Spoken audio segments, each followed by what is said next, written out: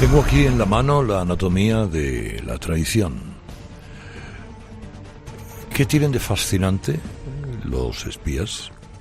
¿Por qué se juegan la vida, además literalmente, y algunos incluso la pierden, para ceder información al que supuestamente es tu enemigo? En el complejo mundo de los espías, además, no está tan claro quién es el bueno y quién es el malo.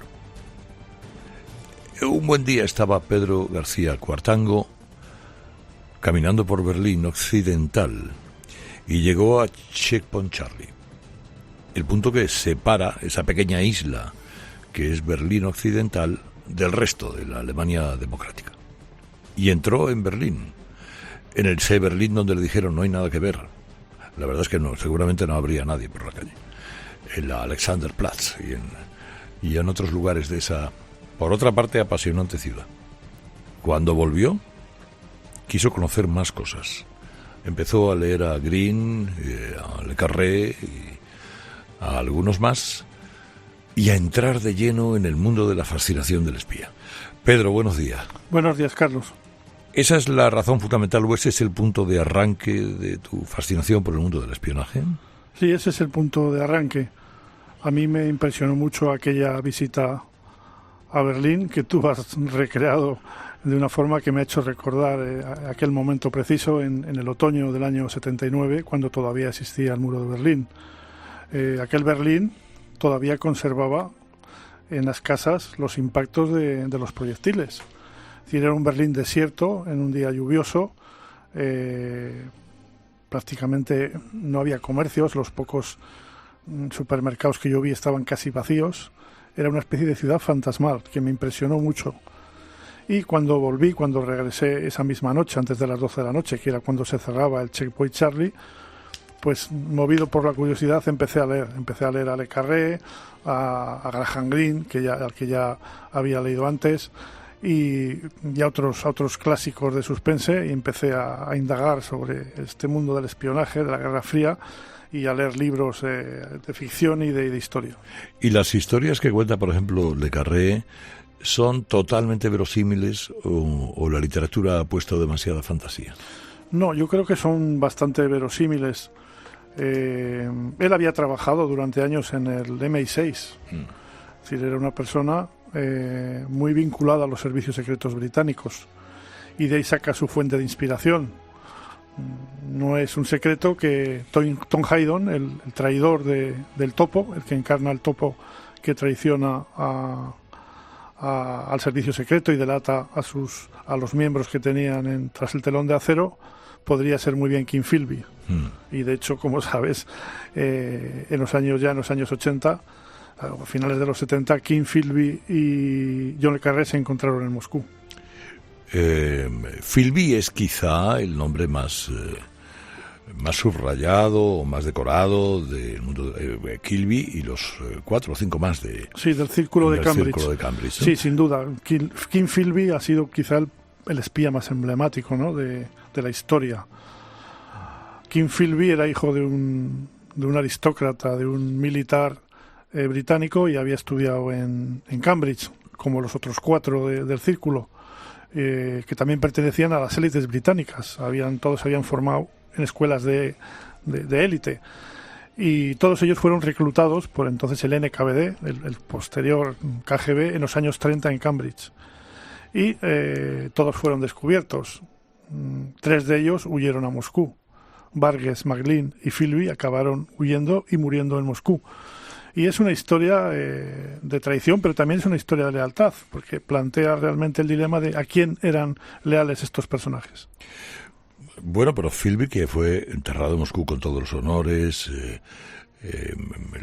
lo hizo por fidelidad ideológica, al igual que seguramente el resto de los de Cambridge. Así es, ¿no? Volviendo al encuentro con Le Carré, se les presentaron en un hotel de Moscú. Le Carré ha ido a promocionar un libro, y entonces alguien pues actuó de intermediario, se acercan, y Philby le tiende la mano a Le Carré, y Le Carré se la niega y le dice que no quiere dar la mano. Se lo dice a Philby, a una persona que ha provocado la muerte de decenas de sus compañeros y que ha sido un delator. Pero pues, él nunca se consideró un traidor. No, es lo que te iba a decir. Claro. Después Philby, años después, dijo que él nunca había sido un traidor, que él siempre había sido leal a su verdadera patria, que era la Unión Soviética. Philby se había hecho comunista en los años 30, igual que los otros miembros del Círculo de Cambridge veían de una forma muy crítica, muy negativa a la democracia liberal británica, y todos ellos se adhirieron al comunismo. Por lo tanto, su traición fue una forma de lealtad, y en cierta forma Philby tenía razón cuando dijo que él siempre había sido leal a sus ideas. No había sido leal a su patria, a su lugar de nacimiento, pero sí que había sido leal a sus ideas. ¿Quién fue Oleg Penkovsky? Bueno, pues es una figura muy interesante, ¿no? Penkovsky era hijo de un militar del Ejército Rojo, era sobrino de chequistas, de una familia de pedigrí comunista.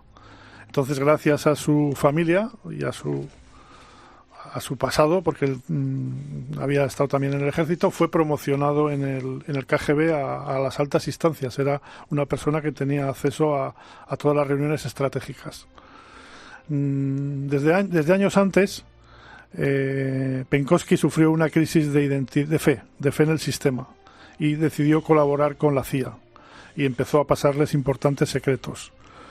Hay que recordar que fue Penkovsky el que les informó de que los soviéticos estaban instalando misiles en Cuba. Fue Penkovsky el que transmitió esa información. Pero Penkovsky fue delatado por otro doble agente británico que se llamaba George Blake. Naturalmente fue detenido y arrestado inmediatamente por el KGB, pero el KGB no tenía suficiente con ejecutarlo. Eso les parecía casi hacerle un favor, de suerte que lo mantuvieron vivo, lo torturaron y finalmente decidieron ejecutarlo. ¿Cómo lo ejecutaron?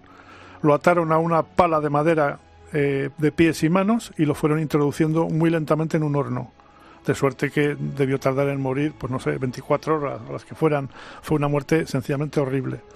Eso se supo muchos años después, pero el KGB se ocupó de que los miembros de la organización supieran cómo había muerto, cómo habían ejecutado a Penkovsky, para que no se volviera a repetir eso. ¿Y Polyakov? Polyakov también. Polyakov pues fue otra figura importante del espionaje soviético, pero yo creo que de mucho menor relieve que Penkovsky o que Gordievsky. La familia o el matrimonio hoy publica ABC, cuenta ABC, la historia de dos, de Verukov y Vavilova, espías rusos de leyenda al servicio del proceso, que pasaban por americanos. Esta historia es muy común, es decir, consiguen hacerse pasar un ruso de la estepa por un ciudadano de Oregón sin que nadie sospeche. Hay un precedente que tú lo conoces, que es el protagonista del Puente de los Espías, de la película, que es Rudolf Abel. Rudolf Abel vivía en Brooklyn, en Nueva York, y se hizo pasar por ciudadano americano. Y fue un espía al servicio del KGB. Finalmente fue localizado, detenido y condenado. Creo que lo condenaron a cadena perpetua, en fin.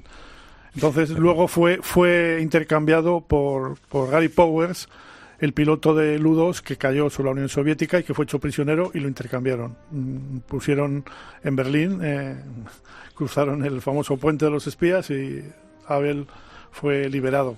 Pero la prueba de que eso es posible es esta figura de Abel, y también de otras personas como Klaus Fuchs, como los Rosenberg, etcétera, que los Rosenberg, que es el caso más paradigmático, que yo tengo serias dudas. Ahí hay una polémica histórica que tú sabes sobre hasta qué punto eran culpables. O sea, no hay duda que ellos eran comunistas que trabajaban para el KGB, pero lo que no está claro que pasaran secretos atómicos ni información estratégica clave, pero fueron detenidos, condenados y ejecutados, y aquello fue, como sabes, extraordinariamente polémico en la opinión pública americana.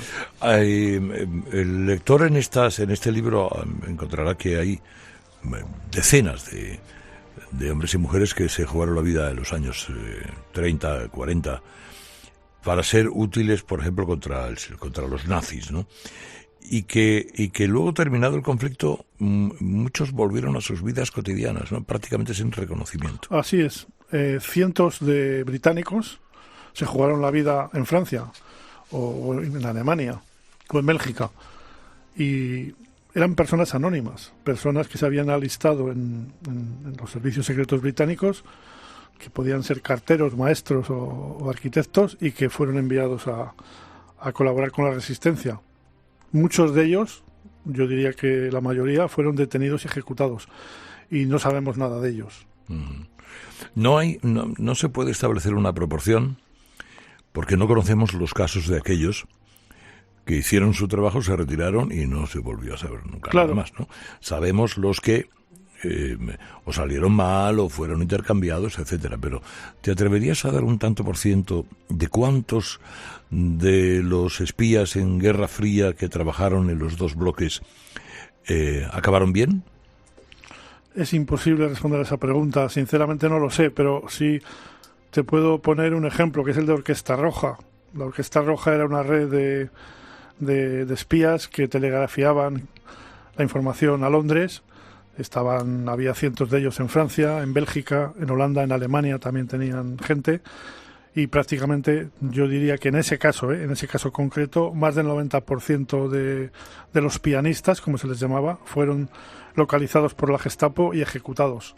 Claro, el emitir dentro del territorio francés o alemán una señal radioeléctrica hacia Gran Bretaña, pues era muy arriesgado, porque los alemanes tenían radiogoniómetros, tenían equipos para localizarles, y en este caso, pues prácticamente casi todos los que operaron en esa red fueron ejecutados. Pero es mucho más difícil responder a la pregunta de cuántas personas enviadas a Francia, por ejemplo, por los servicios secretos, volvieron indemnes a Gran Bretaña. Ese porcentaje no tengo, la verdad que no tengo una idea clara de eso. ¿Cuál es cuál es el centro de espionaje que consideras más profesional, más eficaz? El británico. ¿El MI? El MI5 y el MI6. O sea, el MI6 es la red exterior, el MI5 sería el servicio de contraespionaje. Los dos, por cierto, tienen relaciones de antagonismo y de desconfianza, o sea que no se han llevado históricamente nada bien, pero sí que son servicios altamente profesionales, con un nivel, yo creo, de operaciones muy, muy exitosas. Y también el KGB, o sea, el KGB logró una gran infiltración en Occidente, a veces con métodos poco éticos o poco justificables, pero tanto el KGB como el MI5 y el MI6 yo creo que son las organizaciones más profesionales en el mundo del espionaje, aunque hay grandes diferencias entre ellos, ¿no? Bueno, Alemania Oriental metió a secretarias al primer ministro. Efectivamente. Al canciller. Al canciller Willy Brandt. Gunther Guillaume, o sea, es decir, Wolf, el jefe de los servicios...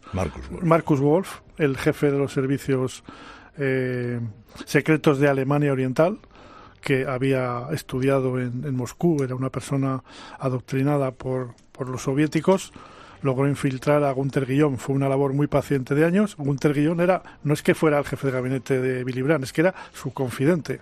O sea, todo el mundo sabe que Willy Brandt tenía aventuras extramatrimoniales, y la persona que le facilitaba la cobertura a esa actividad era Guillaume, era su paño de lágrimas, su confidente. Y cuando le dijeron a Brandt que Guillaume era un espía soviético, un espía de la RDA, sencillamente no se lo creía. Pero el hecho es que fue tan grave el escándalo que Willy Brandt tuvo que dimitir.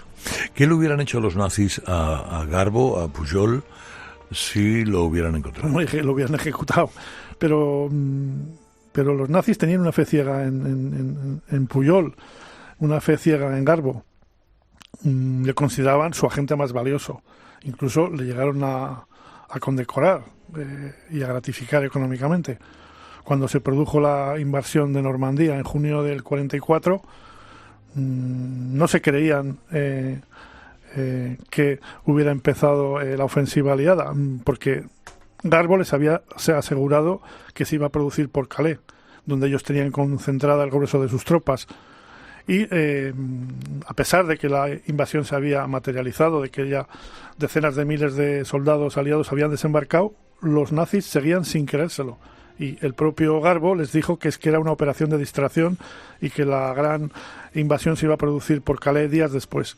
Es decir, los nazis tuvieron una fe ciega en Garbo, que fue un producto de los servicios secretos británicos, que fabricaron una identidad falsa y les hicieron creer a los alemanes que controlaba una red de, me parece que eran 21 espías en el interior de Gran Bretaña, algo que era totalmente falso. Ya. Bueno, a pesar de eso estaba Rommel allí en Normandía. Claro. ¿no? No, es que realmente Hitler sabía muy bien, y el alto mando alemán, que la invasión se iba a producir, lo iban a intentar. Sabían que había importantes contingentes de tropas en Gran Bretaña preparándose. Y Hitler encargó la construcción del muro atlántico. Yo creo que el muro atlántico, en el momento de la invasión, tenía entre 1 millón y 1,5 millones de soldados alemanes. Madre mía. Es decir, se habían construido fortificaciones, búnkers, etcétera. O sea, estaba muy bien defendida la costa. Y había varias fuerzas de reserva en puntos estratégicos para desplazarse cuando fuera necesario. Pero lo cierto es que Hitler no se creyó el día D, fue muy escéptico y tardó mucho tiempo, tardó días en reaccionar, y eso fue decisivo para que el avance aliado prosperara. Qué maravilla, yo me llevaría hablando así, escuchando a Pedro García Cuartango toda la mañana. En cualquier caso, si quieren ahondar en estas y otras historias, en historias de algunos profesionales del espionaje que sí hemos conocido y en otras que no, porque aquí te traes alguno de los que hasta ahora eran más o menos inéditos. Sí, a mí me gusta mucho la figura de Violet Savo, ¿no? Me fascina. Incluso he pensado en escribir un libro sobre ella. Esta mujer tenía 23 años cuando fue localizada por la Gestapo en Francia y fue evidentemente llevada a Ravensbrück y allí la ahorcaron. Esta mujer era una ama de casa, se había casado con un oficial húngaro y el oficial húngaro había sido enviado al frente y murió. Entonces ella se ofreció voluntaria a los servicios secretos británicos. Como hablaba bien francés, la reclutaron y fue enviada a Francia en varias ocasiones. Saltaba en paracaídas y organizaba la resistencia francesa, actos de sabotaje contra los trenes, las instalaciones alemanas. Fue una figura muy importante de la resistencia hasta que la localizaron y desgraciadamente ella se defendió a tiros. O sea, ella puso cara a su detención, pero lógicamente la lograron detener y la llevaron a un campo de exterminio y la ejecutaron, ¿no? Era una mujer, si ves las fotos, tremendamente bella y atractiva, ¿no? A mí me produce una sensación de congoja el solo mirarla. Preguntas que hace Goyo González. Si la traición es una forma de fidelidad a los principios, ¿qué pasa con los traidores que se traicionan a sí mismos? Bueno, la fidelidad, la lealtad es un concepto relativo. Se puede ser leal a una causa por muchos motivos. Efectivamente, hay gente que se traiciona a sí mismo, que traiciona sus principios, puede ser por dinero. Ahí está el caso de Aldrich Ames, que fue un alto cargo del contraespionaje de la CIA, que delató a decenas de agentes de la CIA, que fueron ejecutados por dinero, porque se había casado con una mujer mexicana, que era su segunda esposa, y quería llevar un alto nivel de vida, comprarse una casa, tener vacaciones fuera del país, etcétera, y esta persona causó un daño terrible a la CIA, ha sido el espía que más daño causó a la CIA y lo hizo por dinero. O sea que ese es un ejemplo de traición que probablemente es injustificable, pero ha habido traidores como Philby hemos comentado, o como Blake, es decir, hay muchos espías que han actuado para defender sus ideas, para ser coherentes con sus principios. Por lo tanto, la lealtad puede ser una forma de traición y la traición a veces es una forma de lealtad. ¿Debería ser la traición el octavo pecado capital? Sí, la traición pura, ¿no? Lo que pasa es que es muy difícil encontrar ejemplos de esa traición pura, digamos, que no tenga ningún tipo de justificación moral. Generalmente los traidores siempre buscan una justificación, pues sean los agravios que han sufrido, motivos ideológicos, etcétera. Pero la traición entendida, es decir, de forma inmediata, sin profundizar mucho más en el concepto, es algo reprobable, ¿no? Si hay algo que todos desdeñamos instintivamente son los traidores. El traidor es una figura indigna, una figura que provoca repulsión. ¿Y usted, por algún motivo en esta vida, sería capaz de traicionar a alguien o algo? Hombre, sí sería capaz, por amor, por ejemplo, sería capaz de traicionar. Sería capaz de traicionar por salvar a mis hijos o a las personas que yo amo. Es decir, no, nadie somos almas puras. Es decir, el ser humano es una mezcla, ¿no?, de sentimientos nobles y también a veces de egoísmo, de factores irracionales que no controlamos.